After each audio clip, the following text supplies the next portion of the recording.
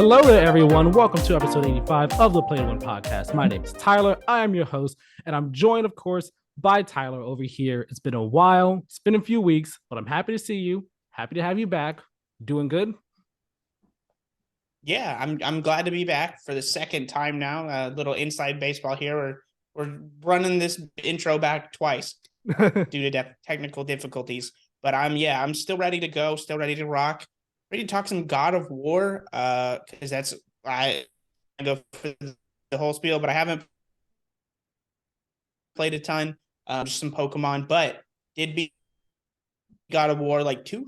It's like going on 3 weeks, something like that. So I've been itching to like about the details of the ending and territories, which again, if the title didn't let you know, this is a spoiler comes, guys.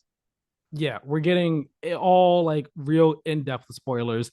It's gonna be a really interesting episode, getting all our thoughts. If you haven't already, check out my review. It should be up already before this episode goes live. So check that out if you want see my scores, see what I thought about the game. And if you don't care about that, you just want the discussion, stick around, listen. It's gonna be a great one. Buckle in. And I will say again, as Tyler said before, this is the second time we were doing this intro right here because of technical difficulties. So apologies if there are technical difficulties kind of throughout the episode. Internet right now on my end, it's being wonky. It's being a bit wonky, and I fixed it, or at least I thought I fixed it. But we'll see if it sticks around. We'll see if it gets better, gets worse, and we'll go from there. It's going to be a bit of a bumpy one, but this episode should be a great one. Subscribe on podcast services if you haven't already, and on YouTube, and hit the notification bell. Leave a like, leave a 5-star review, all that stuff. This episode, it's just God of War Ragnarok spoilers, and I'm excited to get into it. I've been wanting to get into this for a very long time. So we're not going to waste any more time. Tyler, how are you feeling? Are you ready to start talking God of War? Yeah, let's do it. Let's dig in. Yeah. So before we get into actual spoilers, we're going to just give brief, top-level spoiler-free thoughts on what we thought of the game. In case anyone for some reason you're here and you haven't beat the game yet, but you just want to hear like a thought of the game or like what we thought of it, we'll give you top level spoiler free thoughts right now. And I actually want to let you go first, Tyler. I want you to give your first like top level spoiler free thoughts on what you thought of God of War Ragnarok. Yeah. I mean, like, for more in-depth spoiler free, you can go one episode back and I talk about that a little bit and know what we've been playing, or I would say even a decent amount 2 episodes ago. But like, I was trying to rethink of how I'd say my overall thoughts in broad level, spoiler free. You can argue about like, oh, there's specific details of what is the goal of a sequel, but the real, honest, bare bones, stripped down goal of a sequel is to be better than the first game, to be what it been, or just better than whatever the predecessor was. And I think Ragnarok does that on basically every level. I don't know. Now it's not like I'm a detractor in the sense that I think the game sucks, but I've been vocal and I'll talk about through probably all the thing. I don't hold the God of War 2018 in the esteem that it is perfect. And I think this game really establishes that goal and highlights just how much it is an improvement over 2018 and why that game's not perfect. Now, I don't think this game's perfect top level, but it's close. Without, I guess, are we going to hold scores till the very end? Should we give our just top level spoiler free score? I'm letting you, because I know you've got a little bit more of a sense of the structure. So if you wanted to hold that. No, you can give the score ahead right now. Go ahead and do that right now if you want to. Okay. I'm going to go 9.5. I think it's close. I'm for transparency, I don't usually do I definitely don't do 1,000-point scale. I've debated doing like 9 point, just 8. So I go 9.5 to 10. Yeah, I think this isn't I think without spoiling anything, like, I have a few story quibbles about, just like kind of the weird way the story, it's not structural. Actually, it is kind of beat. It's, for the most part, like the writing, I think, is a step up. I like having a sequel and fitting what probably from a bird's eye view could have easily been a trilogy into a singular game, I think is like definitely gets brownie points. It's just such a good game, does almost everything perfect. But like if you're not gonna have a 10, and I try not to withhold my 10s the way other people do, but at the same time, it does have to mean something, even if it's just to you. Like it has to be flawless to you. And there are just tiniest flaws in it for me personally. So it's a 9.5. But if anyone out there has it as a 10, I definitely won't argue this one the way I would argue 2018. Yeah, you're going in and out a bit there, but I caught basically the gist of what you were saying of how the last one you don't hold it up as high regard, but this one like it does so many things really well that but there are still other issues you have with it that keep it from reaching that level of a 10 that you would give because like as you said, 10s are like they're rare things. They're not like you don't give them out like free candy. They're not, like just 99 cent dollar sales out here. Um, so like it being the 9.5 for you, it makes sense. And I fall on the same way. Unlike you, I hold 2018 as a 10. I don't think it's a perfect game, but it's like I see it as a masterpiece. I see it as like near perfection, like as close to perfection as you could get for me personally. Um, and this game, it falls just short of it for story reasons, which of course we will get into in this episode, full spoilers and everything like that.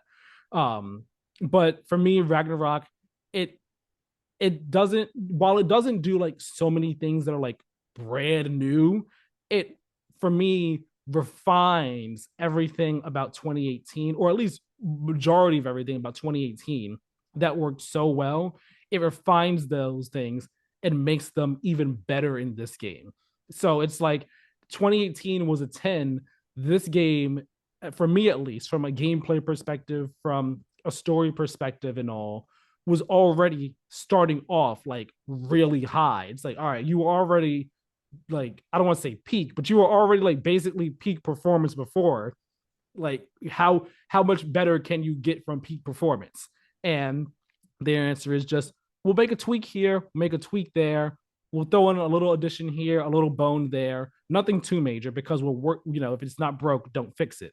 And that's kind of like the mentality that it seems like they have with this game. And overall, it worked out pretty well for them. And I really enjoyed it. And I think that this game is better than 2018 in many aspects, but I don't know if I'd say it's my favorite of the two, if that ends up making sense.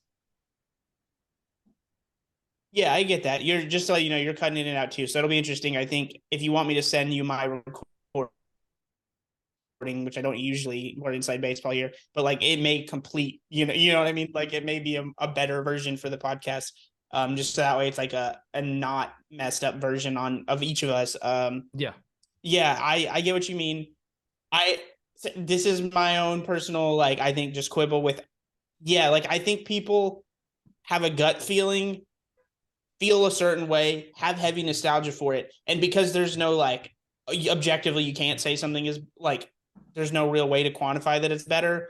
They just kind of go like, they start using like nebulous concepts of like, what is perfection? What's a 10, blah, blah, blah. Cause like, I'm not willing to hear arguments that 2018 is better than this. It's not. I think it has more filler. Also, I think we should cut like, that was a good spoiler free summarization from your end. Cut, guys, spoilers. Like, yes, we don't give a fuck anymore. If you haven't played Ragnarok, we're going to talk about story details. Yes. I right think now, this is your last chance to bow so. out. To me, 5 seconds. 5, 4, 3, 2, 1. We are full spoilers now for God of War Ragnarok. To me, 2018 is like the horse picture but it's like the kid drawing is like in the middle, and it's extended. There's like a long period. Like 2018 hits a point where it becomes fucking fetch quest. It's like, oh, we're just doing this back and forth in the mainline story, and it's like, I'll be honest, I think they were trying to hit a runtime for that game. In hindsight, kind of feels like it doesn't respect your time for like a good 3-4 hour portion almost. It's like really like you're delaying the inevitable, which is like the end. This one, I think the criticism that like I read in your review, because you get send me a rough draft or final draft, but like you know what I mean, like before it's posted. And Yeah. I've seen that same criticism on one of your main criticisms online. And what it feels like is Ragnarok is so all gas, no brakes that when it breaks a little bit, people have an issue with it. And like, but that issue with the pacing isn't a disrespect of time. It's not filler. It is a good core part of the game. While Exactly. uh, you play as Atreus in this game, and you know, obviously, again, spoilers. So, like, this is it. So we're just that's the last kind of like we'll talk say, oh, but yeah, you play as Atreus, and the gameplay aspects of that we can't agree. Like you were earlier, you're like they're, and I was like they suck ass. Like they're not good. Yeah, playing as It doesn't feel Atreus. fun to play as Atreus. Yeah. But like purely gameplay, from a story perspective, I think it's unfair to criticize that section. I just do. Mm-hmm. I think getting into Atreus's headspace requires that section, and I think it requires the breathing room that they gave it. Exactly. My And my I want to jump in real quickly. Ragnarok drawing has just a small blip where it's like a kid drew it. Um, and I don't know if you want to respond to that before I get into like what that portion would be, but I'll let you, especially because with the little bit of lag, it's like Yeah. I want to allow that pause and for you to then rebuttal. No, yeah, I want to jump in because I agree. The Atreus sections, like in my review, I hint at it by saying like there are certain sections where the story drags, and those sections are 100% the Atreus sections of the game. And as you said, it's not because of the story. Like there's only one section where the story with the Atreus sections actually drags, and that's the Ironwood section, which many people have criticized as just feeling like it goes on for too long because it's really slow paced. Which I agree with. I do feel like it goes on a tad longer than I would like it to. But even the other Atreus sections, they all drag, and it's not because of story stuff. The story sections, the story that you get from Atreus's sections, it's important. It's all really great stuff. As you said, it's important to get into his headspace throughout the game and really understand what he's thinking, what he's going through emotionally, how he's kind of like perceiving all these events that are happening, how he's trying to alter things and like really play. I don't want to say play God, but like really try and be like, no, like this is what needs to happen in order to prevent Ragnarok. I need to do this in order to save my dad and save everyone. And it's interesting seeing that and just being able to see events from the other side of things because when we're doing these Atreus sections, we're in Jotunheim, the home of the giants. We're in Asgard, where they're working with Thor and Odin, and we're seeing like what the Aesir are like and what their how their dynamic is. It is a fascinating peek behind the curtain because you know when we've been told all these stories about how Thor and Odin are like horrible, no good, very bad people, and then you see them from Atreus's perspective, and you see like the more humanity behind them, the more humane side behind these characters, and you see that Odin, he's not like this like real malevolent person who's like who like mustache twirling villain and all like that. He's actually a pretty calm guy and fairly somewhat reasonable, but still very manipulative at the same time. Um, but the gameplay behind those Atreus sections, it's just like I personally thought it was fine, but it's just nowhere near as good as playing as Kratos because it's with Atreus, it's just the bow and arrow and his melee attacks that he has with his arrow. And it just doesn't feel as good as the rest of the combat does. And I was so annoyed. Yeah, Well, this is like a bit of annoyance because like when Atreus, when you're playing as him, everyone has a companion. Atreus's companion is this floating sword. And when we got the sword, I was thinking, oh shoot, that's gonna be his melee weapon. Awesome, this is fantastic. No, it's just a companion, which is totally fine. But I was just like, oh, I would have preferred that as opposed to just the bow and arrow for Atreus. I think so. I think you do have to think though, like coming from their angle, they're like, okay, so how do we make Atreus' gameplay? They've already kind of dug themselves the hole of the arrow. And I don't know, maybe in hindsight they changed something, But I think the only real answer, if you want to change his gameplay, is like you got to make him hit puberty and get more swole to justify any kind of, or not even necessarily swole, but he's definitely got to get bigger to justify like melee not feeling awkward and weird.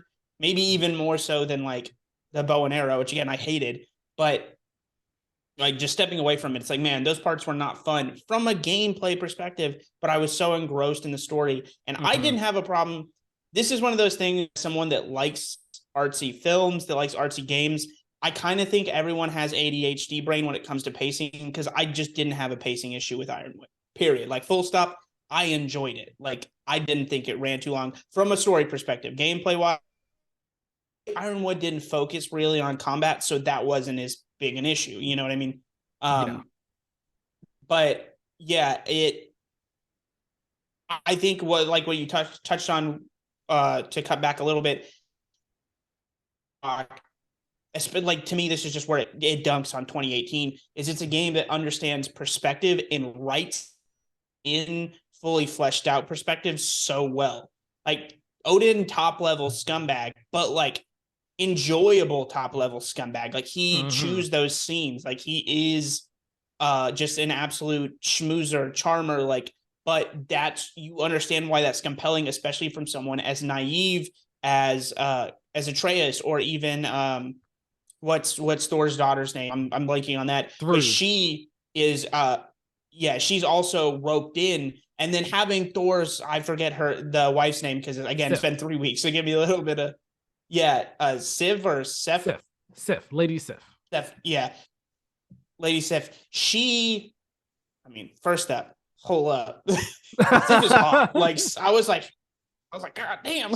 Yeah, I'm just like, okay, but okay, Thor. I but see what you're you're, doing over here.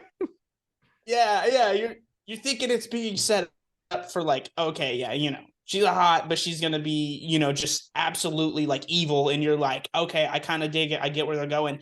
But the I think just really smart foresight to like make her actually, it just made sense that her interests actually didn't align with Odin's, and to write her in a way that's like, of course she's not gonna like embrace Atreus, but also like she has her own motivation, she has her own reasonable like wants and desires, and that aligns with her family. And then when she finally like realizes that like, hey, Atreus and Kratos are not there to come for them, that like their intentions are not to burn everything to the ground, but to just burn Odin himself down. And even then, like, Atreus having that connection doesn't even want to do that portion till the very end. But that at that point, that's when Sif turns, and she's like, it's not that she's like, oh, I'm all of a sudden necessarily on your side, but like, again, all these characters acting in their own self-interest. And it's like, it respects you as an adult, because you're very much like,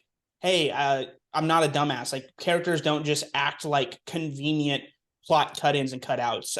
And yeah, Yeah. like, it just, perspective matters. I think perspective is really important, and like well told stories. And I think this one just a master class of it in a lot of ways. Right. And I want to get back to Odin, but before I do that, I want to say what you were saying about perspective and how perspective matters. I was actually very surprised at how we were doing the alternate dual perspective thing here throughout the game, where you're playing as Kratos, then you're playing as Atreus. You're playing as Kratos, you're playing as Atreus. And because it was something that I figured, or at least I wasn't that surprised that we were going to end up playing as Atreus at some point in time in this game. It's one of Yeah. those predictions that like you could make. It's a safe prediction, like, escalation sequel type of thing. Like, you could expect it to happen, but I don't think I was expecting it to happen as early as it did and as much as it did.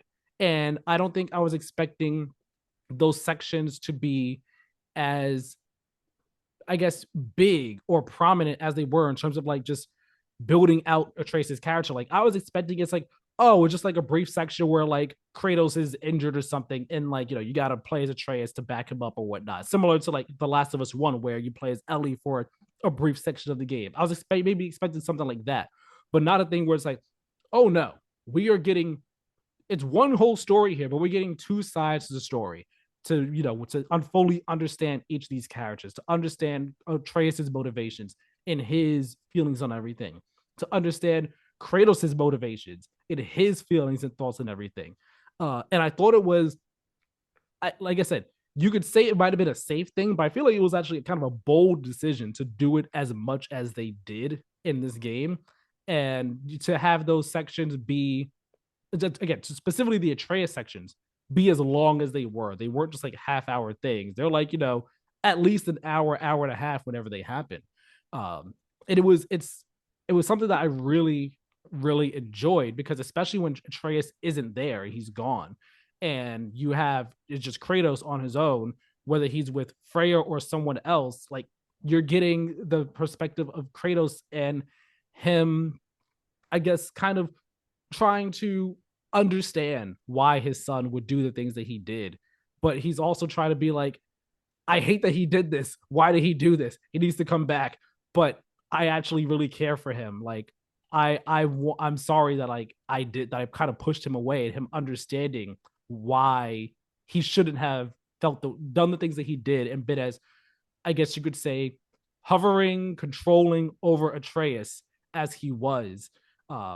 Whether it be from Freya talking to him or Ramir talking to him and all like that. Like, it was really fascinating getting those different perspectives and all. Yeah, I think so.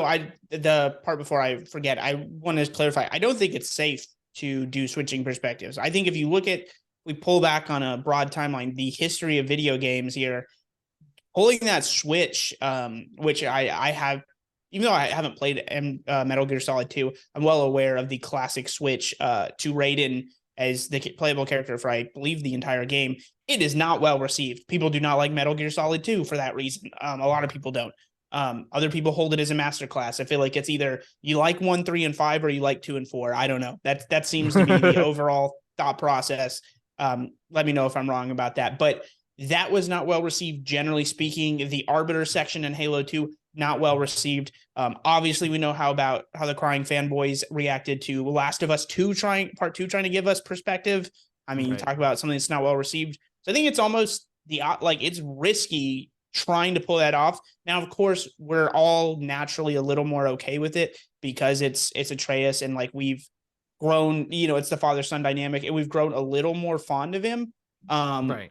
But that being said, a lot of people rightly think Atreus is a little shithead. And I mean, he is, but he's like a top tier one, like well written, as like, that's just how some kids are, man. That's just like, they're just, right. They can't leave it alone the second they feel like they're an adult.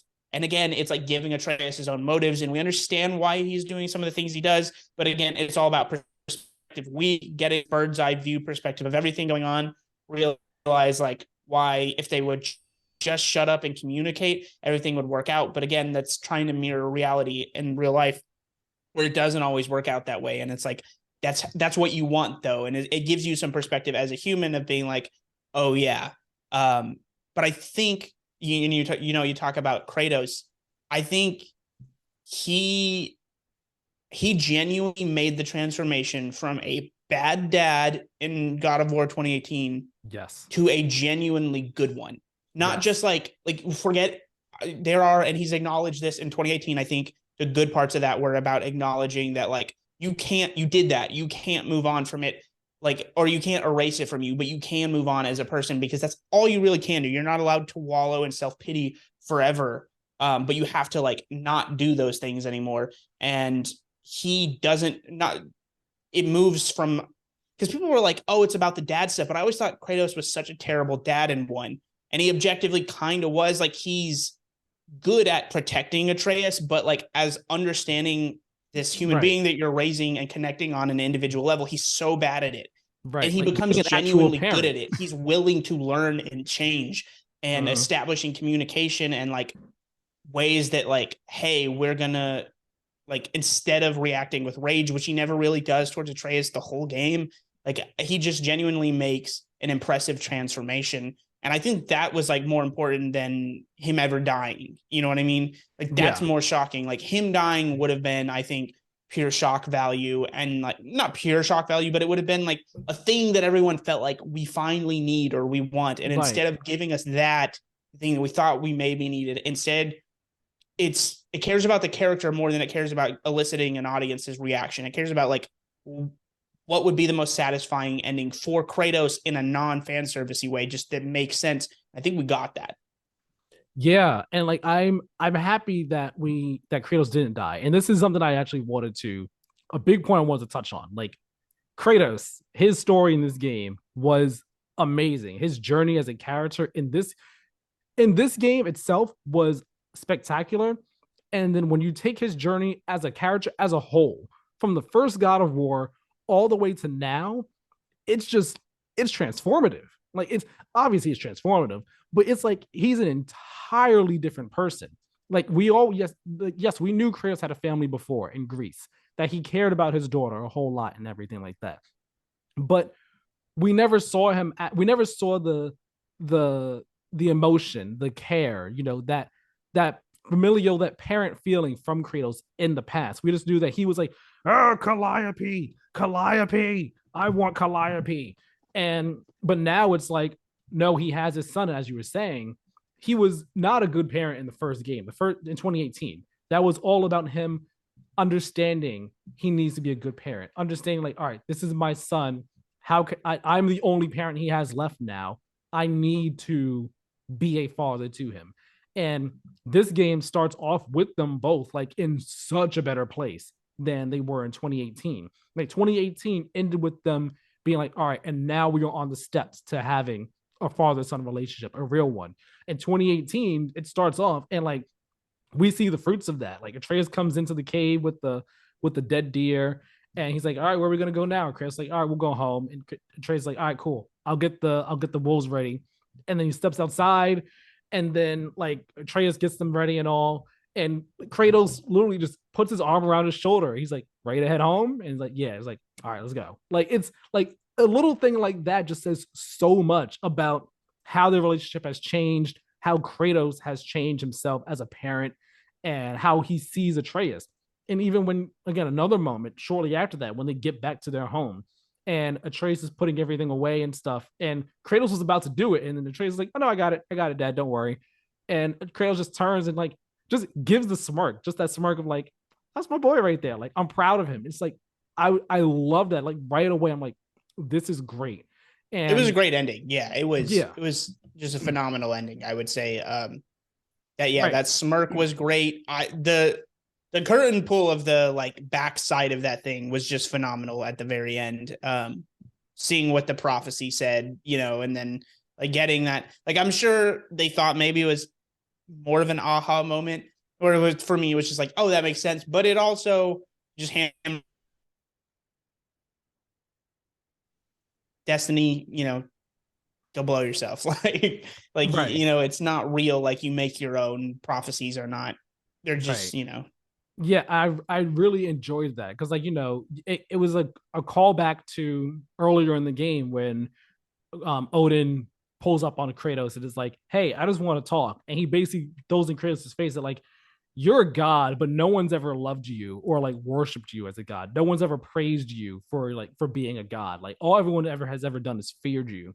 And Kratos knows like he's been a monster all his life. He's been trying to be better, trying to atone for all the wrongdoings he's done in the past. And then to see at the end this prophecy that like prophecy, something that he has been refuting all game long, trying to avert, trying to subvert, and just like be like, no, we don't follow destiny. We make our own decisions. We make our own fate. And then you see the last giant prophecy be revealed, and we see that it's Kratos being worshipped as a god, being worshipped by the people of the Norse realms for the things that he's done and everything. And that moment he sees it and then just has this emotional breakdown of sorts, the most Kratos type of emotional breakdown he could possibly have, of just like shock and just relief that wow, like I I can change. I have changed. I will continue to change and be someone that people positively look up to and worship. It was such a great moment right there that I feel helps close the book on his character in a way where it's like his story is done. On top of the fact that now at this point in the game, Atreus, sorry for the sirens are mine, not yours. Um, at this point, Atreus and Kratos, they've both reconciled, and Atreus is like, I have to go on my own to go find the giants.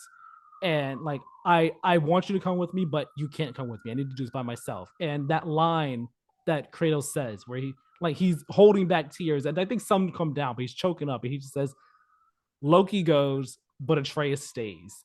And then they have that father son hug right there. I I just love that moment. It damn near brought me to tears watching it happen. Because I was just like, oh my God, just watching your son, watching your child go off like this, like after you've prepared them for the world and all like that. It's so heartwarming and heartbreaking at the same time. So that moment directly followed up by Kratos seeing the vision of the future. I feel like it's just such a great closing of the book on Kratos' story and his journey. Not even necessarily just for the Ragnarok Norse saga, but I think as a character as a whole, like I really don't think we need to get more of Kratos after this. We'll touch on that a bit more later on at the end of this whole discussion, like where the series will go forward. But I think that's like a nice closing of the book on of his story right there. Yeah, I don't think I ever. I mean, I definitely didn't cry or get on the verge of tears, but yeah, there's definitely some You're emotional heartless. moments. I listen, man. It's gonna take more than that for me to cry. Especially because, like, I don't know. I thought that line was a little cheesy. The way, like, I think Judge had a good deliverance, but like, it was kind of corny. There was a good line about like love and like what is love or persistence. Sort of. I should have written it down, and I knew it was like I was like, man, that was probably like my line of the game right there. But yeah, like I think to your end point there, it does perfectly wrap up Kratos, which is why Sony, can you leave it alone? Because you got to think Barlog, you got to think most of the people like higher ups that genuinely like probably cared about and had an impact in Kratos' story up till now probably don't want the series to continue. And I'll just say it. We talked about it pre-show. You were like, oh, well, maybe if the series goes on as a new protagonist, I don't want that. Like, I genuinely like Kratos now. I don't want some random, guy or girl. I just like, no, if it's not Kratos, it's not God of War. And I felt that way even as I ruminated over the possibility of Atreus being the protagonist. I don't want an Atreus game, aside from the fact that I don't necessarily love the skill set and the play set. Even if they tailored that, like I think Kratos is such a good template for a character and how he's been turned around. I think the story is compelling and interesting. And if they go and they proceed, I think you have to keep the lessons he's learned. To be fair, they don't really explain the universe hopping in 2018 either. So I guess if he shows up in Egypt and like we just have to figure out how it happened, but like as long as he's not like a murderous rampage, I would accept it. But it would be like you've got questions to answer, questions that I don't know if they'll answer well. It's hard to say, but because like their plot was so intricate, I think they dropped the ball a bit even in this one. Okay. You in regards to like answering universe related questions? I don't know. I was like, should I get to my big pain point in the story right before? Because I know our recording's about to cut and then we got to redo it.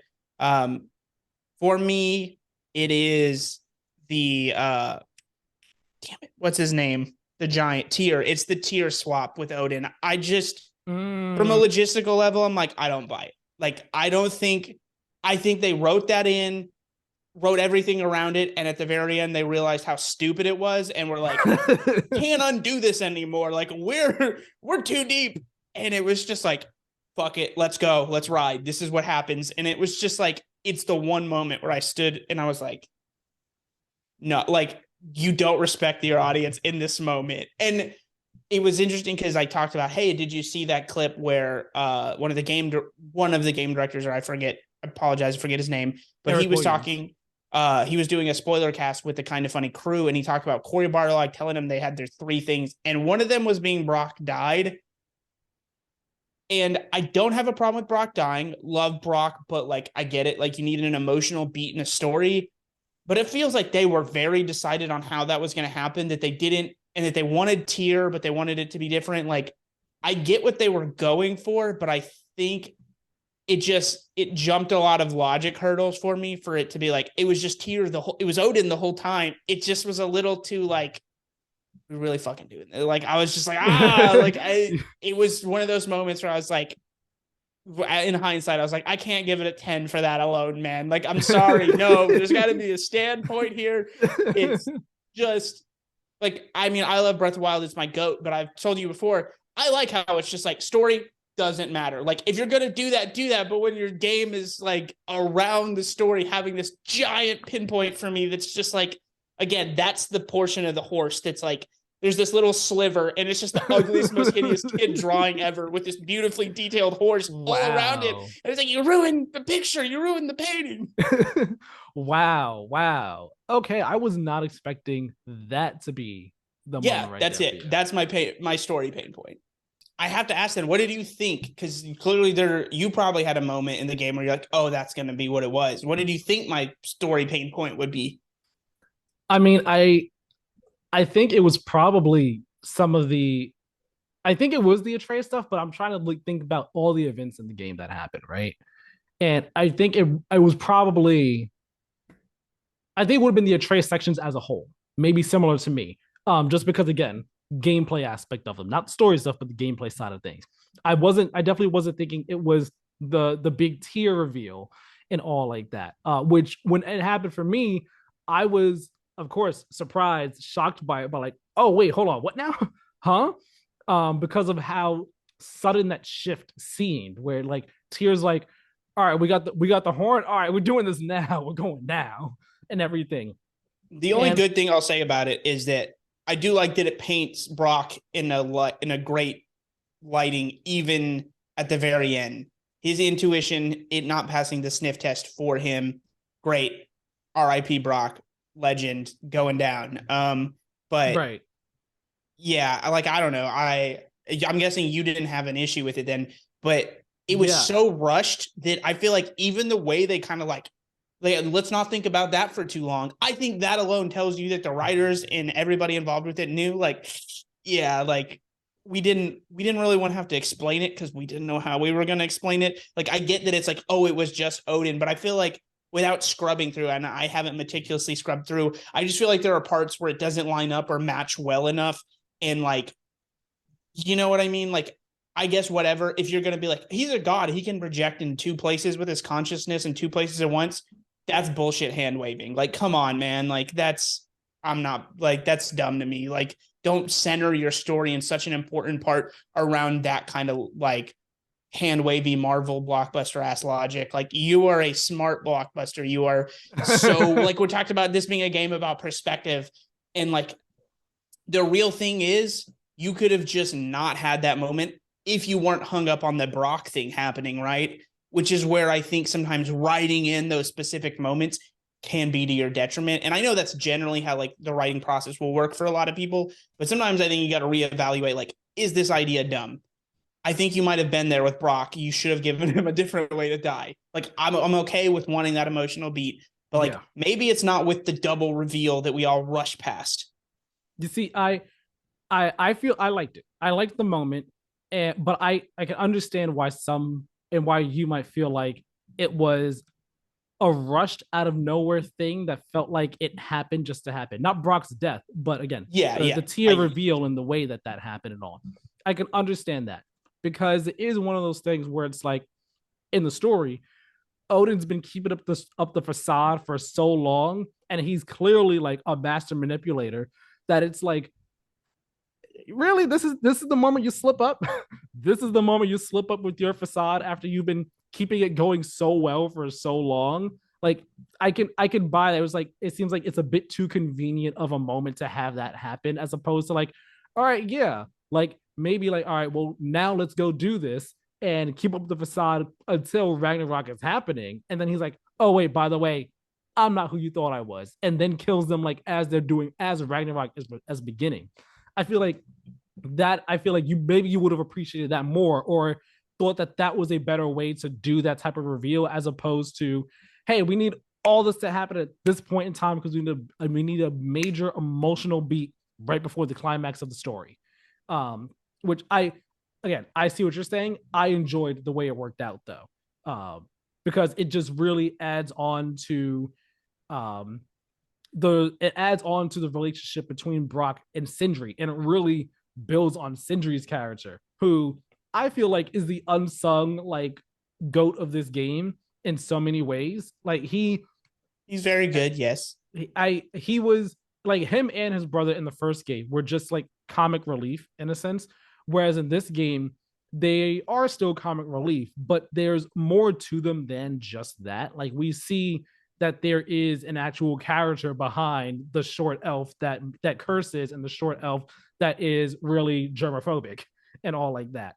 Um, and like Sindri and how he is the Mimir to Atreus when Mimir is not there, and how he's Yeah.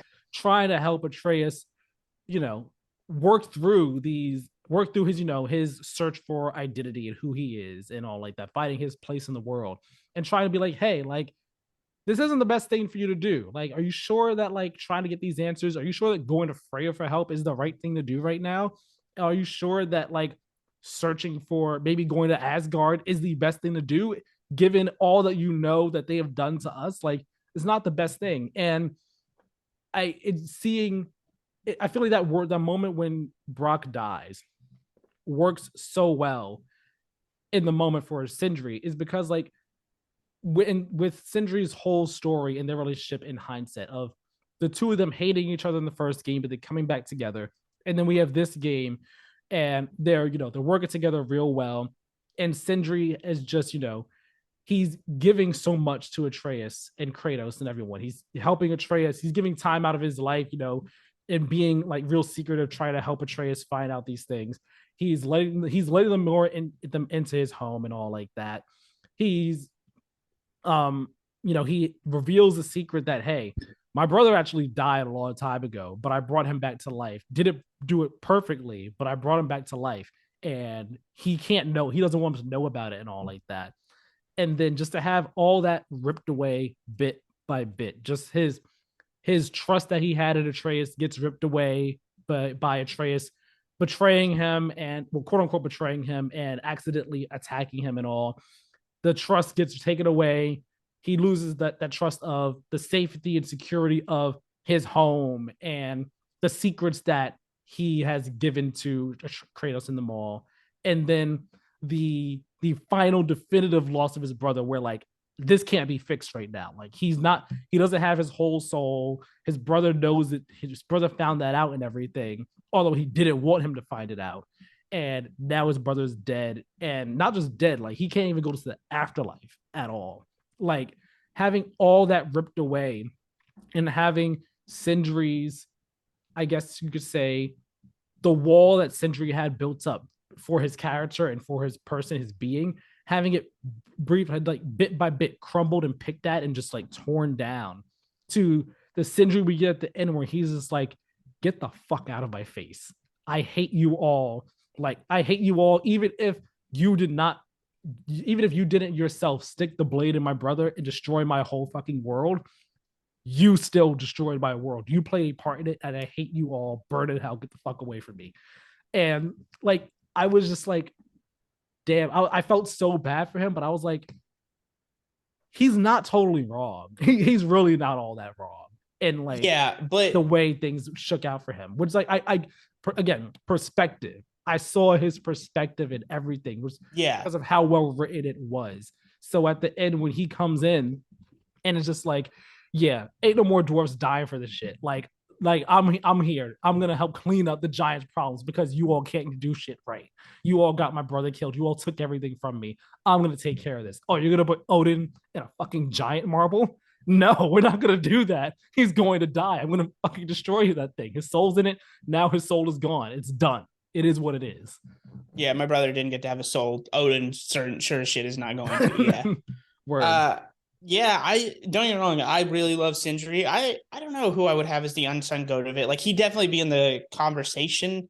But there just really was so many well-written characters. It's like Freya's whole arc is phenomenal. We really haven't talked about that, yes. But it's because it is I don't want to say sidelined, but like it feels like we get over it and get on to bigger things, which ultimately their beef should have been squashed. But like I like but it's handled so well. It's not necessarily brushed aside. Like I love when Kratos just like admits that like, hey, I don't regret doing that. Like I hated your son. Your son sucked.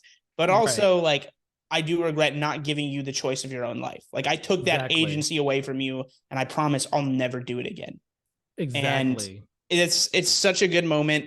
And she's phenomenal. And like, you know, Kratos and are Kratos and Freya gonna be a thing? Are they gonna be the ones that are ruling the realms together? Like, I don't know. I think it's crazy that they rebounded the relationship in a way that it felt realistic at the end. That was kind of Mm-hmm. wild.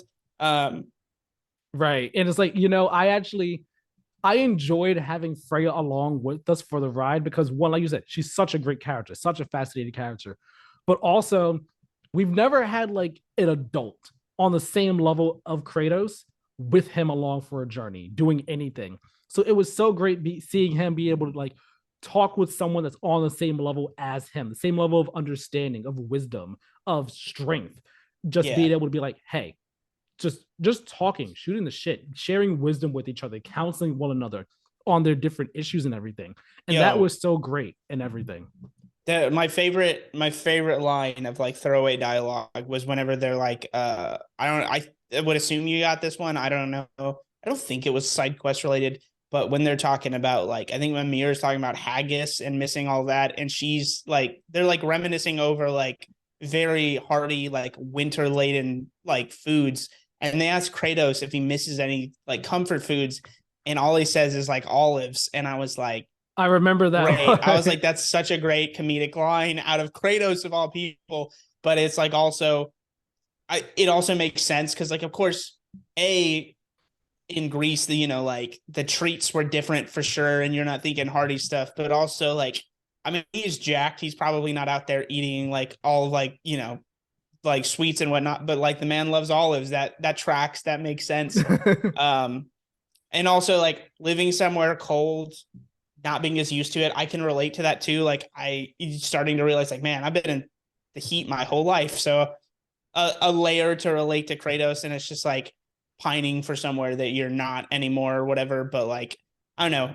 I found myself very pro Kratos after this game. Like cannot emphasize enough how much I genuinely love his character now.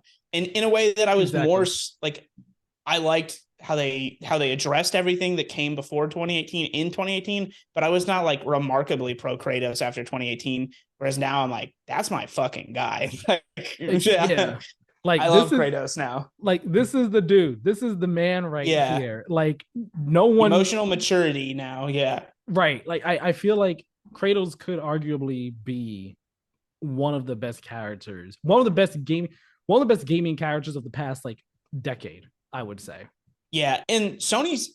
It's funny because I made a video pre God of War Ragnarok about God of War, and kind of like series or a little bit, and someone like came in the comments saying Kratos was because like I make a statement like you could argue Kratos has been the face of PlayStation for the past decade plus, and someone was like, oh, he's definitely not, and I'm like, you're smoking something, buddy, because absolutely he has been marketed as such. Like, are you can like, yeah, they cycle in Nathan Drake, but like Kratos has kind of persevered, even though he doesn't really deserve to. You know what I mean? Like, but he's Mm-hmm. just so iconic with the red and white. Like, he just stands out in a way that like a lot of Sony having these more realistic looking protagonists don't. Um, but like now that being the face of Sony, I feel like feels so justified. It feels like just such a nice ribbon that if like you've been here for the whole ride, you're like, hell yeah. Right. Um, Real quick, I want to talk about some of the side quests in this game because the side quests of Ragnarok, they're really solid. They're really great, and Yeah, we kind of talked about one last week, I think, or the it was either last last week episode. or the week before. I forget which Yeah, one exactly it was. not Yeah. the Game Awards episode, but the episode we were giving our impressions on the game. We kind of touched on one, and it was when you were talking about the boss fight against the two like lizard type things when you're about to get to the boat and then you have to fight them. That boss fight comes after a side quest that you do for Freya. you do it with her, where you're basically helping her try to get rid of like the past, any leftover objects or belongings or memories of her marriage to Odin from back in the day and everything. And like that whole side quest was really good because again, it allows you to just have this conversation, this ongoing conversation with Freya, and it gets you this better understanding of what she went through, what Mimir kind of unfortunately put her through, and why she is so hell-bent on just like getting revenge against Odin. Odin. Yeah. And like the way that ends, where like she has, what was it? It was a sword, and she wanted to destroy the sword, but she couldn't. She just couldn't destroy the sword, not because she didn't want to, but because she's physically not able to. And she's like, even after all this, there's still Odin still has something to hold over me here. But and then she managed. I forgot. I think what she's like. I think Kratos said something like, move on, essentially, like, hey, like it's okay, like we're still able to move past it or something like that. I forgot exactly what he said, but just the way that side quest wrapped up was so good. The Mimir side quests in time, like, phenomenal. such highlights of that game, of the game, just understanding like, wow, we've heard so much from Mimir in both games, but like never really got to see or understand like how bad he feels for the things that he's done as like counsel, as the counselor for Odin back in the day. So doing those side quests in Svartalfheim, where you're getting rid of the smokestacks or whatever they would call like the furnaces is what I'm going to call them for simplicity's sake, or helping the creature, like freeing that creature that was in the water, and then like you free it, but it doesn't want to go anywhere. He's just like, go, I'm trying to help you. And Kratos is like, I mean, sometimes after something's been chained down and subjected for years, like they just become used to it. Like they don't want to go anymore. And Mimir just feels so terrible. He's just like, but I'm trying here. And Kratos is like, sometimes like no matter how hard you try, like sometimes like you can't fully make up for things. You can't fully atone, but you're trying to, and that's what matters. Yeah. Great side quest. I think, yeah, those are the two ones off the dome that were really, like, I'm thinking that were really kind of meaty and like rewarding. I feel like I did a couple others, but they weren't quite, to the same level. I tried doing it, but I was like having an issue finding a way around towards the end, when that one guy, one of Freya's brothers, he's like, yeah, yeah, on the that boat. one that takes you to the crater. Yeah, I went to the area and it was like trying to close the gap and get across, like at a certain point. Like I did some of the side stuff around there even, and like cleared everything out, and I was just like, how do I get across? Where to, like, and I was like, you know what? At this point, fuck it. I'm going back. Like I've been here for like an hour and a half, man. I've been clearing stuff out. I did like a whole thing, and it was just like, oh, this is all fine. It's fun, because you're Kratos. Good gameplay section, like not bad. But I was just kind of like, all right, I'm tired of this now. I'm not getting it. And it's just one of those moments where I was like, I don't really want to YouTube it and look it up, and then just like, Yeah. I'll just go play the main line. Yeah, I wanted to do that quest. I'm gonna go back to it, but the only reason I didn't really do much in the crater area. But that was because at that point I was like, all right, I'm trying to finish the game. I need to finish the game so I can start working on the review and everything. And I knew, I was like, this is a dense area. Like I'm gonna be here for hours, so I'm trying to It do is all very this dense, stuff. yeah. So I was like, I'll come back to it. But I do want to do that quest. And like even those characters, like in Vanaheim, like those side characters, I was just like, yo, like yo, the elves, y'all are dope people here. The traveler, that guy who you're trying to save and everything, like yo, man, he said, all right, I'm gonna jump off and just attack these creatures and just fight them in the air. Like you're the goat for that. And then Freya's brother is also, surprisingly, I thought he was gonna be like a bit of a douche, but he ended up not being. He was like, oh, like you're actually like a pretty cool character. Like Yeah. maybe you're a bit of a douche, but like you're a lovable one. I can't hold that against you. Yeah, and then I forget her name, but the female blacksmith that was getting along with Brock. Oh, Lunda, I think Lunda or Lunder, Yeah. something like that. Yeah, she's cool too. I liked all those characters. It was also funny how her and Brock, you would assume it'd be more of a horny dynamic, but this game surprisingly unhorny. Like well, they did you? I they don't know if have you. moments where they could, and you're like, you feel the tension, but never goes into horny territory. Well, did you hear the line? It's when you go back to Vanaheim with Atreus, you're going to find Skull and Hati and everything. And Mm. there's a part where you're climbing around, and I Lunda comes up in some way, shape, or form, right?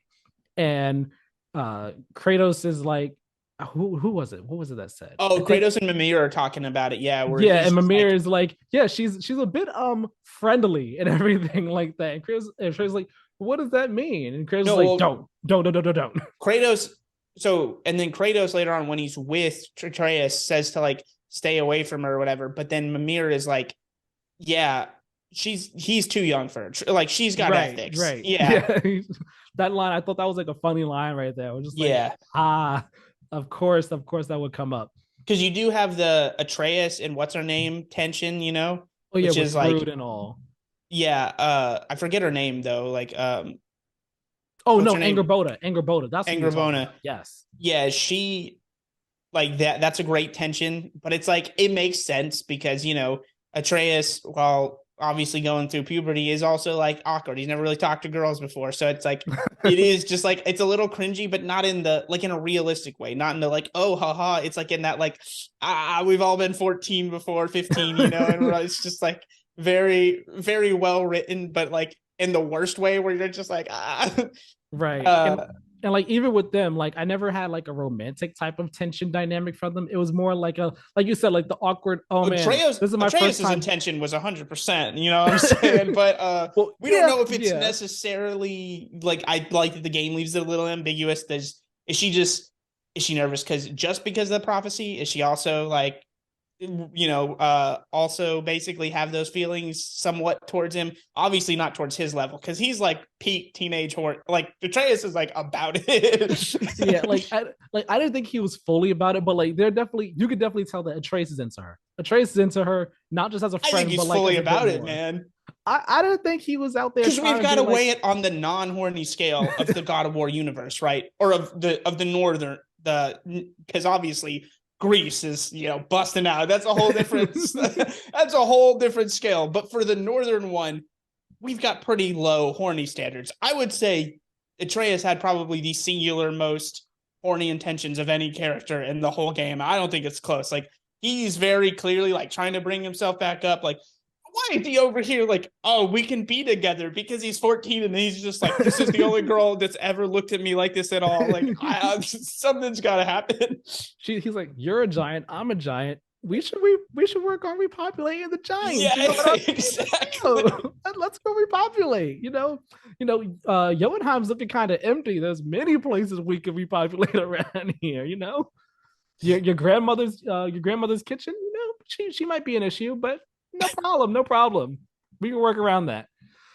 Oh man, no, yeah, that those side quests were great and all. I like the one where you're on the Lake of the Nine. You go kill all the raiders because the wolves are scared of them, and then afterwards, like Kratos, he goes and actually just like pets the wolves and everything. It's like Oh, I a little love that. Yeah. moment. It's like such a great thing. It's like, oh man, you're so good right now. Like those little things added to just building up each of the characters in the game and just like making them more fully formed, more fully fleshed out, really just making them some awesome people. Um, Thor and Odin, I do want to get back to Odin real quick and Thor. Odin, like you were saying, master manipulator. I really, really dug his character and the way he was performed in this. And like his pursuit for knowledge. Like that was his, what's the word? His, I guess, there's a phrase of the word I'm looking Motivations. for, Yeah. not motivation. There's another word I'm looking for, but basically like his sin, his greatest sin right there. Like his is that what is it? But it's not a sin. It's because at the end of the day, he's bored of life in a Yeah, sense. like that's the thing. Like his pursuit of knowledge and knowing everything is his Achilles heel. I I guess was you about could to say say Achilles heel. that's the thing that like really makes him the the villain. I guess, or you say the antagonist, the evil, the quote unquote evil person that we see him to be, at least in the current day and age, or maybe even in the past. Because what he was married to Freya to what not just bring peace between those two realms, but also because he wanted knowledge of Vanir magic and everything like Yeah, that. Like, it's like when you're just tired of winning, you're just like trying to find new ways to dunk on everyone else. That's just like where he's at.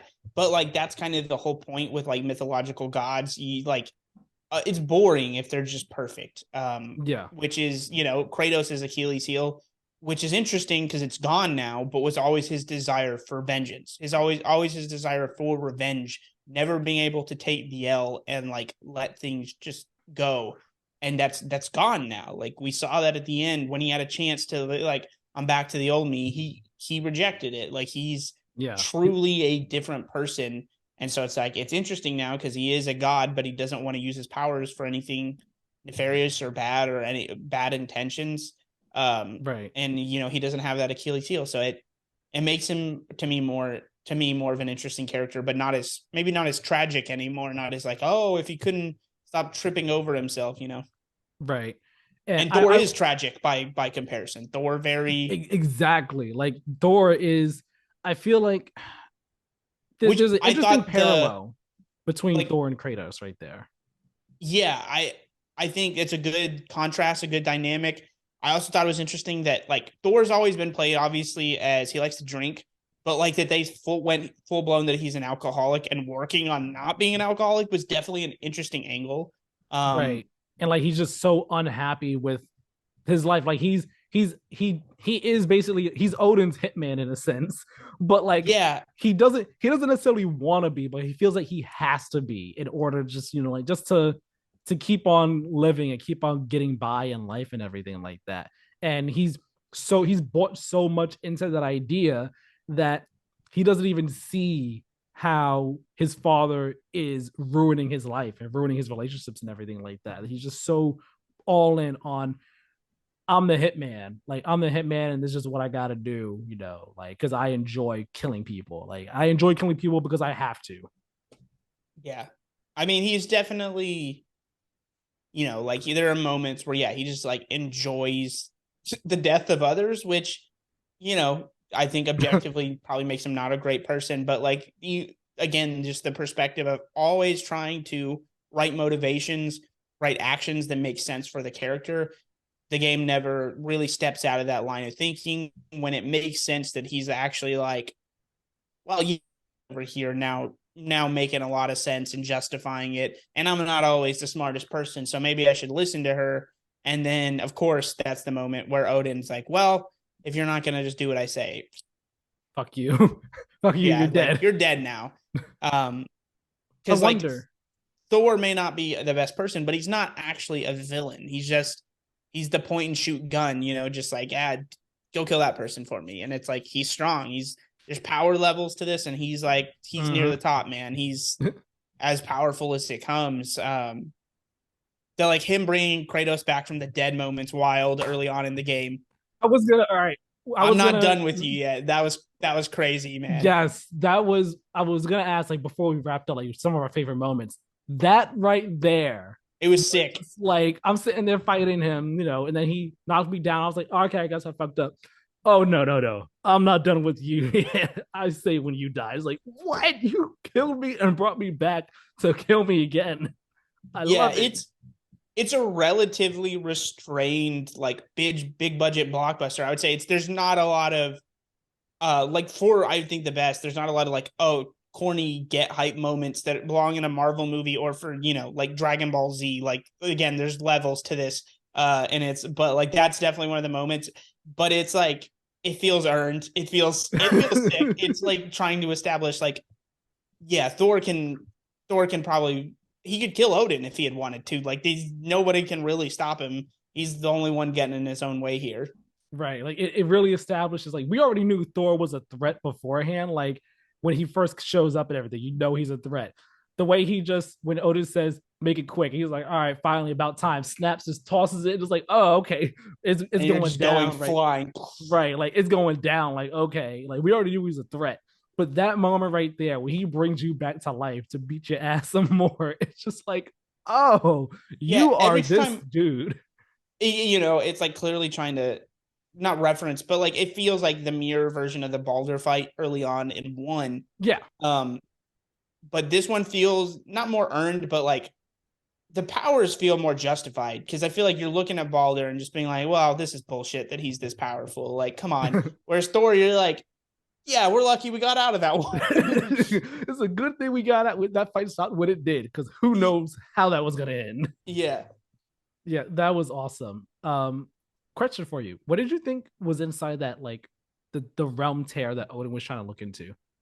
Because for me personally, I feel like that right there was hinting at, like, I guess you could say, reaching other realms or universes, or not necessarily universes, but like different mythologies. I'll say like different mythologies, um, as like just like a window into their world. I feel like that's what it was kind of hinting at, but I don't know. Like, what do you think? Maybe. I mean, if I'm being honest, I think it's kind of just a MacGuffin.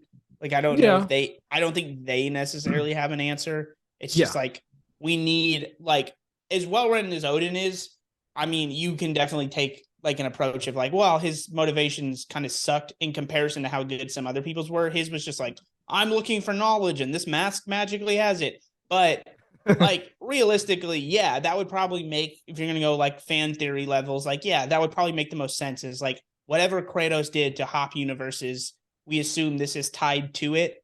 Um, yeah, and maybe it's more that sense of like they're not actually gods, despite what they think. Maybe they're essentially like our version of super heroes, like the same way like we mythologize them, and like there is no god, but like there is infinite universes essentially, and it's like that puts in perspective maybe the way he thinks that he's like so high up the rung, but he's actually not. I don't know. yeah, I yeah. like obviously it's that tragic thing of, or quote unquote tragic, but like you said, the Achilles heel, where like there's probably no good answer for him there. Like there really wasn't. Like what a Right. dumbass. But Like also he would look you get inside bored, it. man. Right, like he would look inside it and get answers, and then have more questions, and then go looking for answers to those questions. Like his pursuit for knowledge is never ending, and that just was always going to be his downfall. Uh, I I do think, just like on a quick note, I think it's interesting. Of course, Odin has a lack of empathy. Of course, he doesn't care about people's lives and value it, even his own son and pretty much anyone's, because he's been around the block. He's seen things a million times. But I also think that goes to, and he's so powerful. But I also think that goes to show that like Kratos' intent was never to be an awful human, because he never sought power. All he ever sought was vengeance. He didn't. So like he's never really lost that sense of empathy. It's mhm. just that like vengeance has always blinded him from empathy. He's always had a reason to not Yes, care about others, but like I don't think his default setting was ever to seek power and to eventually view people as like just usable, disposable, like meat puppets. Whereas that is clearly Odin's thing. He only cares about himself. right, right. And the contrast of those two gods. Their conversations are so good. Like I love that one conversation that they have in Svartalfheim, where he's just like, "Hey, I'm here," so on and so on. And just like that conversation, like it's more Really of good a voice Odin. acting by the Odin voice actor. Like really sells it. Right, like he sells just the smarmy, smug, It's just that slimy quality yes. of like Where like you can kind of buy what we into what he's honestly trying to associate sell with you. Loki from the portrayals of him throughout pop culture. We almost Right. would attribute that to how Odin is. Right. And it's like you almost buy into what he's saying. You kind of buy into it. You're like, he's got to be lying. But there's like that 1% sliver of thought, like, That but what that if he's used not? cars salesman effect. Right. But what if he's not lying to me right now? What if he's actually telling me the truth about things? And you really get it a whole lot when he's with Atreus, like talking with Atreus and really like trying to get Like Atreus on his side. Like there was a point where I was like, I mean, I shouldn't trust you, but I kind of do right now. And I don't like like that I damn, do. like maybe this Nissan Sentra from '04 actually is basically a brand new car because it's only got 100,000 miles on it. Maybe those 100,000 miles ain't that bad, actually. Yeah, Maybe I could get it bro. to 200,000. Who I can knows? afford 250 a month. Like, what? No. I And then can do that someone right pulls you now. out. You're like, oh, thank God. Thank you. I only make 15 an hour, but I can do this. You're saying I can do it. Why not? Let's make it happen. Let's do it. Odin was great. Yeah. Um, oh yeah, I also forgot really quickly. Heimdall. Heimdall. Oh my god. Like I hated I him with can't a even passion. appreciate. Yeah, like it's one of those things where you're like, I do actually appreciate just how slimy they made this guy, but also like Yes.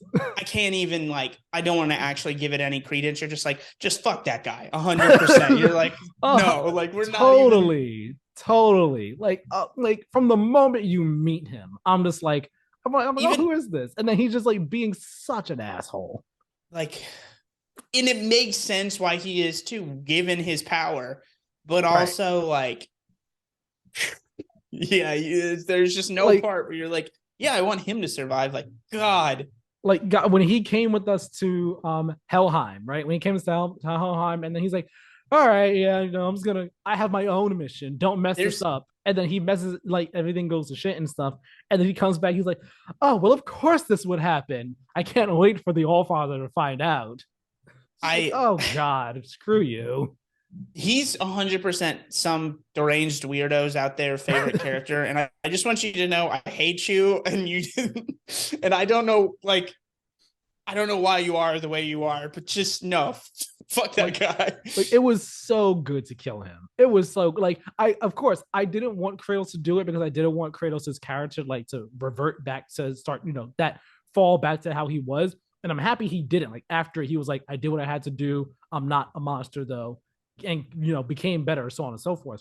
But like, God, was it satisfying to like pummel this man to death. And like when you throw the spear into his shoulder, and then he's stuck there, and like your Kratos is like, hey man, I'm giving you an out here to live. Like, don't make me do this. And then he's like, you're not gonna show me mercy. And then he's like, all right, fucking blows off his arm. And it's like, that's what you get. Arguably the most annoying boss fight too. Like I It would say wasn't. most of them felt pretty easy. Like I would say the side bosses are harder for my overall money, but like yeah, the way they wanted you to like specifically interact with Heimdall was like probably one of the more annoying ones in my opinion. It was a bit. I caught on real quick though that you had to throw a spear at the ground and then blow it up as he came closer to you. Yeah, I caught on, but it was like one of those things where I was just getting impatient. And so like, but Yeah, then I can it see it. made you start from such a further point back originally.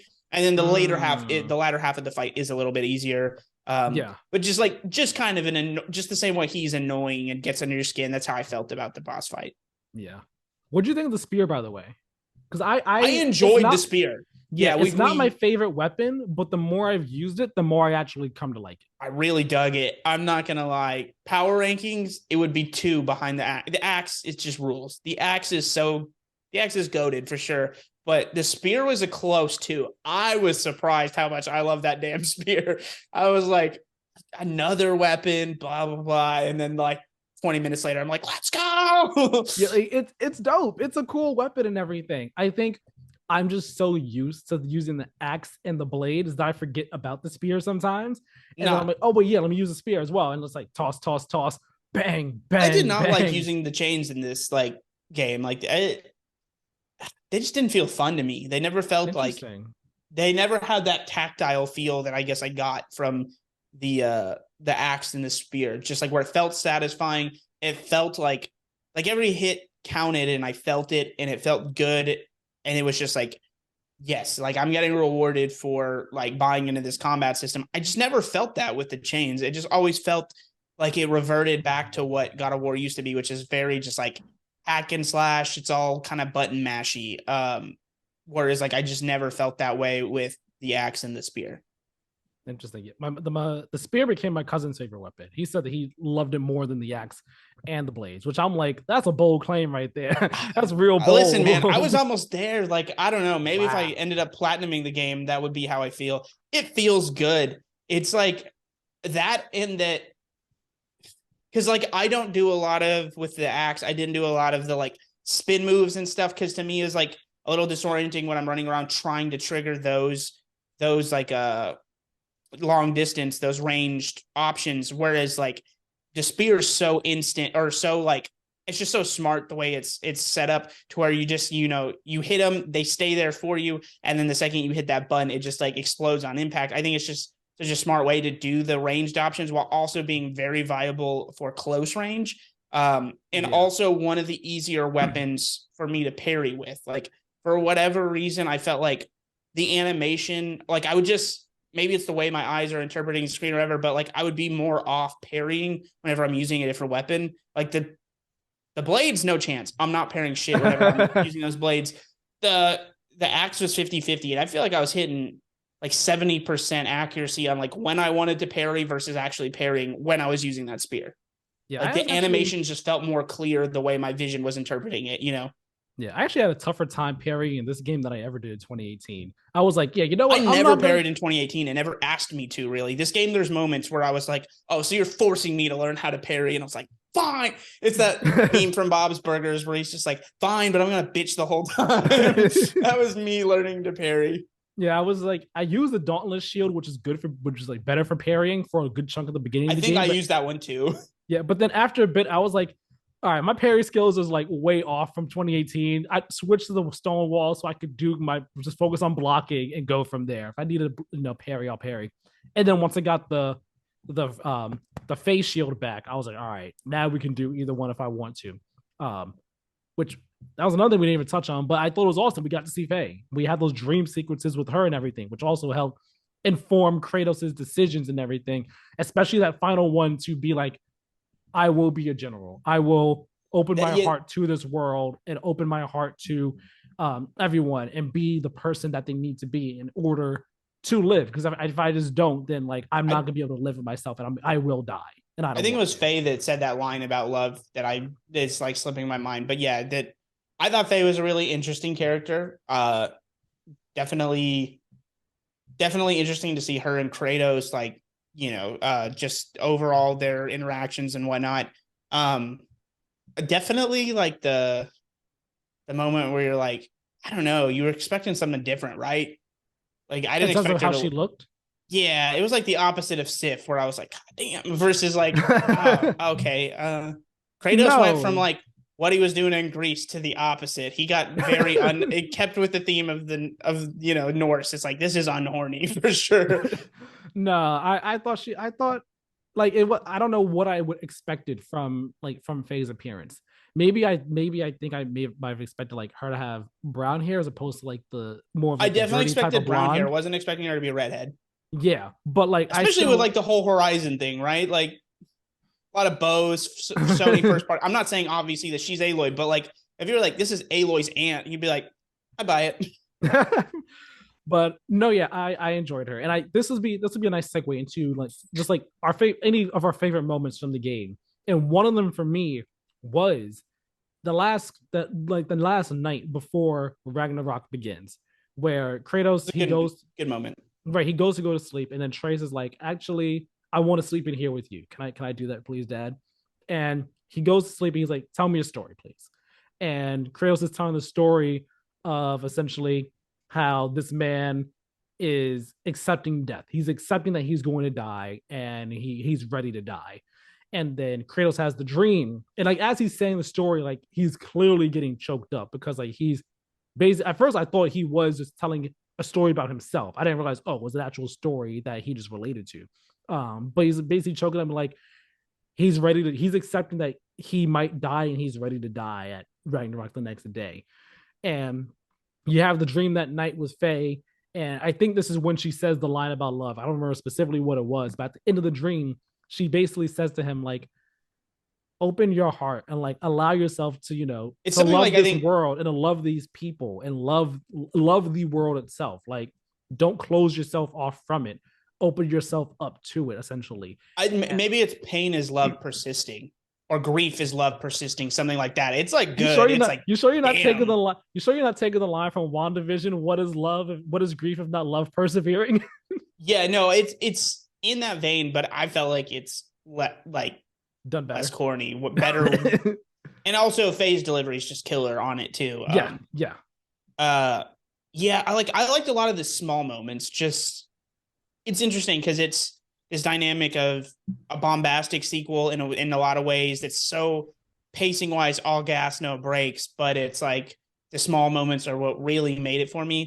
Mm-hmm. And it's interesting. I was thinking about this, like, it's a great game. I love it, but I haven't thought about it for like the last 3 weeks. And maybe it's because of that cumulative effect of like all that all killer, no filler, just like really non-stopness of it, that it's not going to persist for me in a way that I constantly think about it. Not taking away from it as a game, but ultimately, I think for me, anyways, how I like your favorite games ever, whether or not they're quote unquote perfect tens or whatever, are always the ones that last beyond time. You know what I mean? It's just like I think about Breath of the Wild randomly on a Tuesday, and I'm just like, man, like it's that joy, it's that really that what that dopamine just like hitting your brain, and like you're always going to hold on to that. It's really the never ending nostalgia that people have for stuff when they're younger, but like a lot, I don't have it as much for games that I played as a kid, other than a few. Like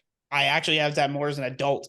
Like, damn, wish I could replay that for the first time. Like that's how great that it lingers in my memory. And as great as this is, part of me wonders if my brain is just going to file it away as like another really good video game that is not on my mind like constantly. Yeah, and you see, I think I'm kind of somewhat similar in thought with you on this. And it's funny, as I was writing the review and thinking about this, I kind of thought about what you said in our Game Award predictions episode about Elden Ring and God of War, about how Elden Ring will be a game that stands the test of time and so on and so forth. Whereas Ragnarok is a game that every people will love and everything, you will always love it and stuff. But I don't you didn't say like would be forgotten about or whatnot, but would it like be as memorable or long lasting as Elden Ring is? Different reasons, of course, for both games.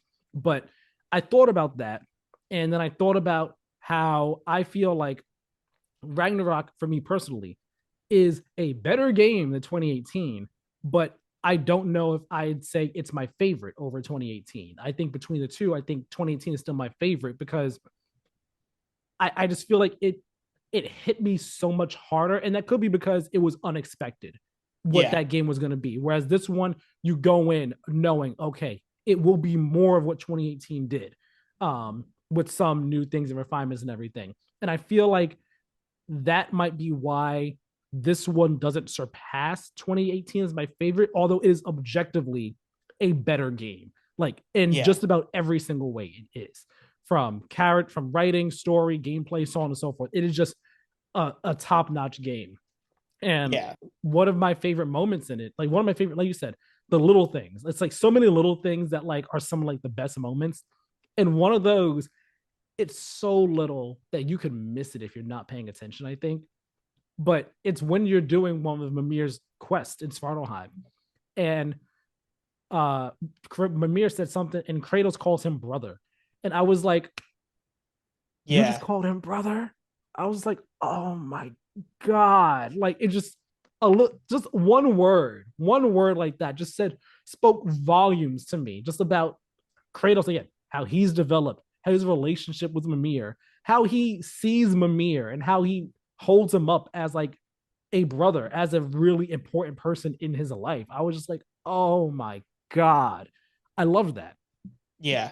I think, yeah, it is the little moments, because like I don't have one specific moment, but it was just like a lot of those. It was just a lot of those like little impactful things.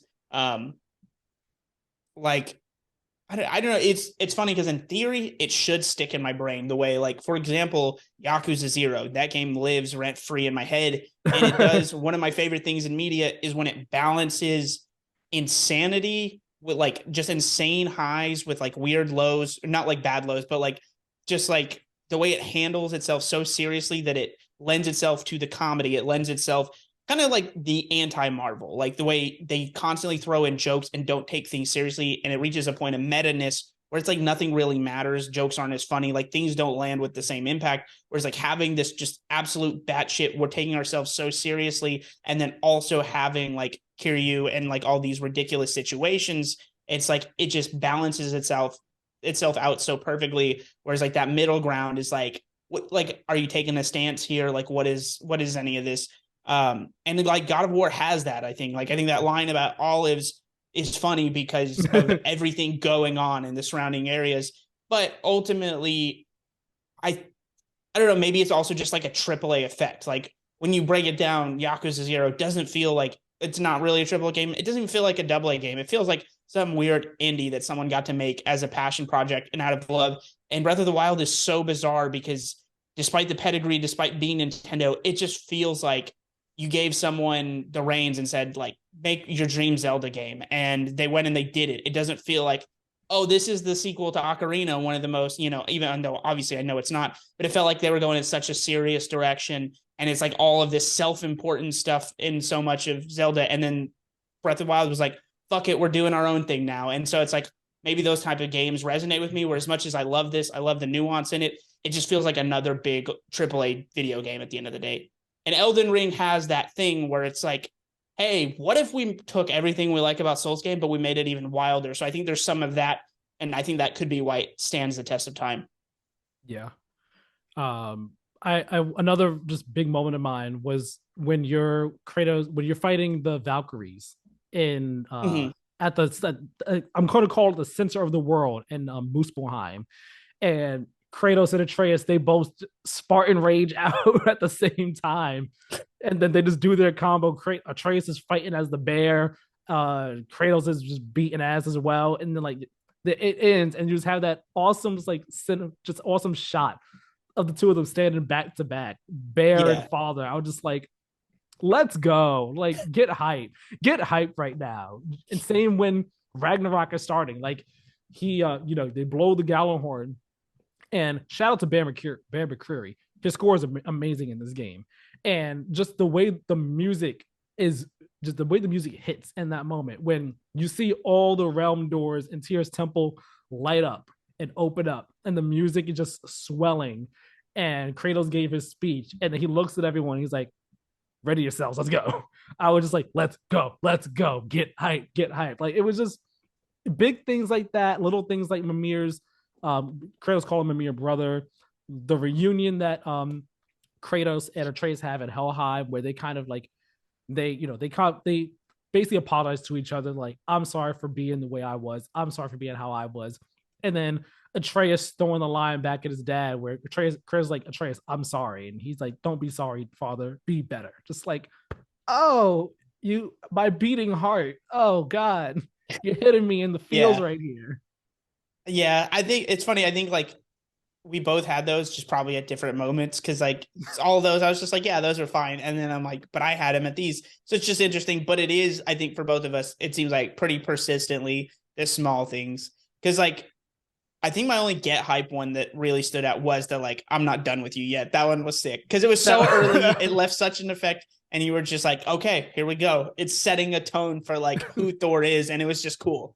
Exactly. Yeah. That is the one moment I keep thinking about ever since I beat the game. And even throughout the entire game, I kept thinking back, like, that was cool as shit. Like, that was just cool as shit. It's also just like, when you kill someone and then you're like, it's such a baller line, but like it doesn't land the same way if it doesn't feel earned. But like he just beat Kratos' ass, killed him, and it was like, yeah, not today, son. Like I'm going to revive you and keep beating your ass. Use his hammer to restart his heart and said, "Get back here! I'm not done with you." Just like had me just like, what? No way! Oh my God! It's not like out of the realm of possibility. You're like, of course, something that's insane, and he's very powerful, but it's like great line delivery, and to the credit of the game director, like, yeah, you thinking you're dying, and you're just like, oh, okay, no problem. Like, what I do wrong? That's annoying or whatever. And it's like, okay, I see what you did, and it's like, it's earned. It's corny, but it's like, yeah, I'll give you that. That was baller. It's like, clap it up. Yeah. You deserve that moment right there. That was top notch. That's how you start off a game for sure, right there. Yeah. Oh man. All right. I think we've exhausted. Yeah, that's a good wrap for me. We've exhausted all. I mean, there's so much more I could say and go on about, but I feel like we've talked a whole lot. We've said a whole lot about the game. Overall, final thoughts, Tyler, on God of War Ragnarok. What are your final thoughts on it? My final thoughts are, I love it. It's a 9.5 for me. Video games, but ultimately they're not a checklist in a product. It's the way we talked about, the way it sits in your brain. So I love it now. Will its legacy be something I think about forever? Maybe not, but that doesn't take away from the fact it's a damn good video game. It's worth your $70. whatever $70 is worth or whatever, that's all subjective, but I think it is objectively worth your $70. Great job by everybody at Sony Santa Monica. And like I said, I think because of our technical difficulties, we reset, but I was saying that I think a sequel's job has one ultimate job, which is to be better than the first game. To me, it did that. Like it did that in spades. And so congrats, Sony Santa Monica. Not that it means much coming from me, but wonderful game. 9.5 out of 10 for me. Almost perfect. I understand there's small gripes, but it's like I don't know. Was that the difference between a 10? Probably, yeah. Like you probably could do a little bit of retweaking with the story and maybe it gets there, but that's not some like big knock. I realize it's a petty criticism, and if anyone has it as a 10, no real qualms. You're not gonna pull up on them like you would if they said God of War 2018 is a 10 out of 10. And I also understand like the gameplay's so grindy at Atreus's sections. I could understand if someone's like, well, it's an 8 for me. I get it but that's the only real reason to give it an 8. Because if someone's like, I just don't like the story, I'm like, what don't you like about it? Because I feel like the one part I pointed out is the only one that's really dumb. Yeah, which I don't agree, but I can understand why one might think that it is. No, yeah, my final thoughts on it, like God of War Ragnarok, to use a word from our review scale, it's superb. This game is amazing. Like start to finish, this game is just it knocks it out the park in basically every aspect: story, gameplay, visuals. And by visuals, I don't even necessarily mean strictly graphics. I mean like the way these worlds look, the way like the characters look, and everything. It's just a stunning game, like visually from an art perspective. Vanaheim blew me away, just the way it looked and everything. It's just an amazing game in all those different aspects. What were you gonna say? I was just gonna say quick because like just while it's on the dome, when you said that, reminded me a lot of games like we talked pre-show about Pokemon. They have issues. We all know them. We all address them, and the developer never does it. Just a quick hats off. We all like everybody trolled Sony Santa Monica for the enemy design thing, and then they just got rid of it. Like that's nuts. Like most studios don't do that. They're like, oh yeah, the next game within 4 years, done. Like we just like a legit kind of criticism, but also justifiable why maybe you can't have a million different enemy designs, and they were like fixed. Right, like this, like all the That's different like the enemy variety in this game. I pointed out in my review, like it's so many different enemies, and they each require you to like fight different ways, so it changes up the dynamic of different fights. Yeah, like there's different patterns and right, and not just like regular enemies, but like the boss fights too. Like even there's like so many different boss encounters that you have and everything. It's not just trolls and ancients that you're fighting over and over again. Like it's all done to such another level, such another degree that like I can completely understand why people say this game is a masterpiece, because it is in so many ways. But again, for me, the gameplay for those Atreus sections is enough to like drag it down from like a masterpiece to me, because I feel like Atreus's gameplay it's good, but it's not anywhere near as fun or enjoyable as Kratos' gameplay was. But even then, like it's hard for me because I keep thinking, I'm like, well, is that really like a minor thing for me compared to everything else the game does so well? And like it is a minor thing, but it's a notable enough minor thing for me where it's like it's not like it's not completely flawless. I think there's a difference between splitting hairs where you're like did you just kind of shrug and move on? Maybe that's not worth like not docking it. But like for me, like with my story point, like I legit had to pause the game and be like, all right, what the fuck was the justification for this? Like what did we just watch? It was like that kind of annoyance. I think if you have that kind of gripe, it's fair to be like, we'll take it down just a small peg. Like versus like, was it so little that you're just like, and you move on? Maybe don't knock it down for that. You know what I mean? So it's like think about your actual reaction to how you reacted to things. So yeah, overall though, solid, really amazing game, superb game. It's one of the best games I've ever played for sure. Like I think I could confidently say that. The best of the spoiler cast trio I've been a part of. Definitely Yes. better than Cyberpunk. Definitely better than Halo Infinite. Though I stand by Halo Infinite, really good. Oh, I believe it's a really good game too. I I gave that just feel game an like eight the five. online multiplayer being disappointing to everyone has like tainted the conversation that I'm like, I think we all need to remember campaign really good. It was. It was really good. Not better than God of War Ragnarok Oh though. no, definitely not. Definitely not. No No. way, no way in hell was that ever gonna happen. Uh Tyler, thank you so much for joining me on this episode. This was a fun one. I'm happy we had this conversation. I've been wanting to talk about this game in depth in all these different ways for a while now. So I'm happy we were able to do it at long last. Yeah, this one's all isolated, not about anything else. And then next week, we got Game Awards. Topics going to be flying off the shelf, all these different games, what won, also what crazy thing got announced. So it'll be fun. Good contrast. Yep, it's crazy. We're getting a hype about different things here. Oh man, a lot of great stuff coming our way in the near future. Thank you all so very much for watching and or listening. Head to the site playtowingames.wordpress.com. It's a home for all of our content. You can read my written review for God of War Ragnarok over there if you would like to. If you want to watch it, check it out on YouTube. Again, I have not put the video together yet. I'm going to work on that as soon as we are done recording here. Well, actually, after I eat breakfast, because I didn't even do that yet today.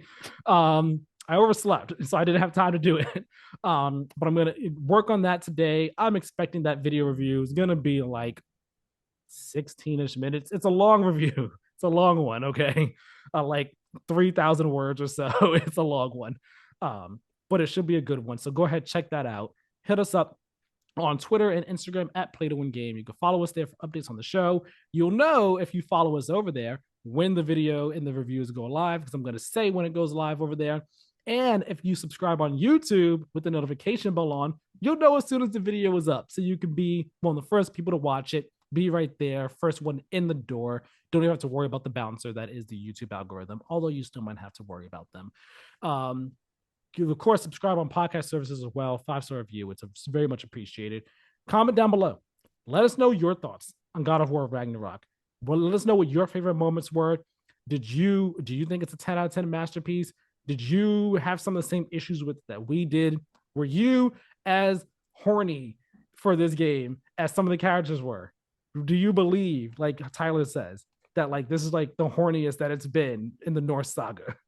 Yeah, like okay, first of all, everyone just let me know that obviously Atreus was about it. Just like clear up that for us. If anything, we want to use our comment section to clear up small disagreements there. Let us know if you thought, Atreus was about it. I thought that's as horny as the Norse are getting, because they're not Greeks level.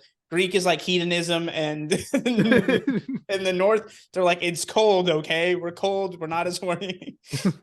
It's cold. We know we need to get together for body heat every now and then, Yeah. But when we do that on occasion, we're like you can have a little horny as a treat.